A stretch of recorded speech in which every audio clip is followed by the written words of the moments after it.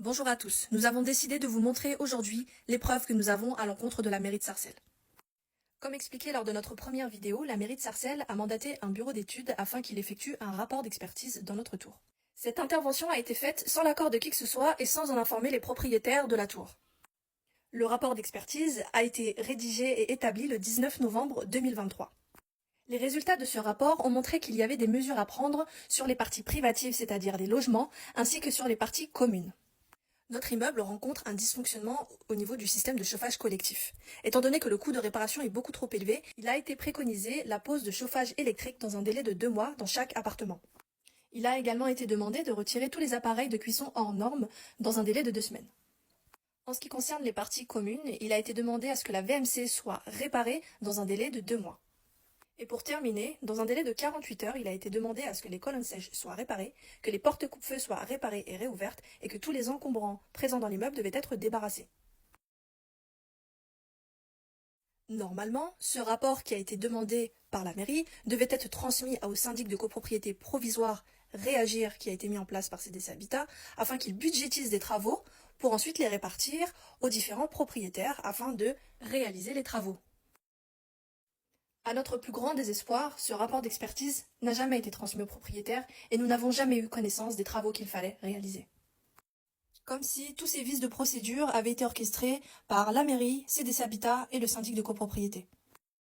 Nous avons en revanche reçu un arrêté le 4 décembre 2023 qui nous demandait de réaliser des travaux dans les parties communes dans un délai de 48 heures à partir de cette date-là. Il nous a été demandé de remettre en état de fonctionnement les colonnes sèches, de réparer toutes les portes coupe-feu, de débarrasser les encombrants, tout cela dans un délai de 48 heures. En revanche, dans ce délai, il nous demande également de remédier au dysfonctionnement du chauffage collectif, chose qui est impossible à réaliser dans les délais qui ont été donnés. Pour rappel, dans le rapport qui a été fait le 19 novembre 2023 par leur bureau d'études, il nous avait été préconisé de réaliser la pose de chauffage électrique dans un délai de 2 mois.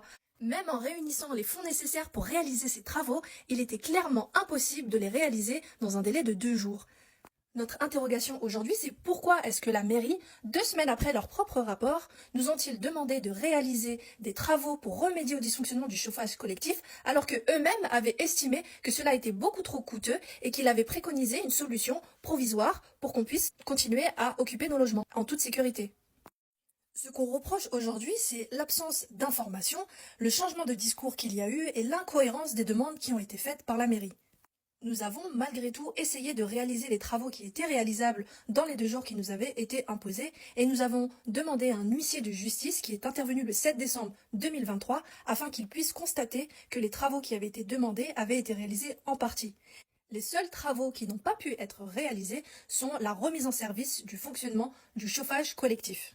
Et nous avons pris le soin, par le biais de notre avocat, d'en informer la mairie. Le 14 décembre 2023, la mairie a apposé des affiches sur l'immeuble nous informant que l'évacuation aurait lieu le 18 décembre 2023. Nous avons voulu faire preuve de coopération et l'évacuation s'est passée dans le calme, mais nous avons un goût amer de ne pas avoir été écoutés et surtout d'avoir été victime d'un complot entre la mairie, CDC Habitat et le syndic de copropriété qui a été mis en place. Merci de nous soutenir dans notre combat, nous allons continuer de le faire et nous n'allons rien lâcher, nous ne laisserons pas ces entités nous prendre notre logement, notre patrimoine et notre dignité.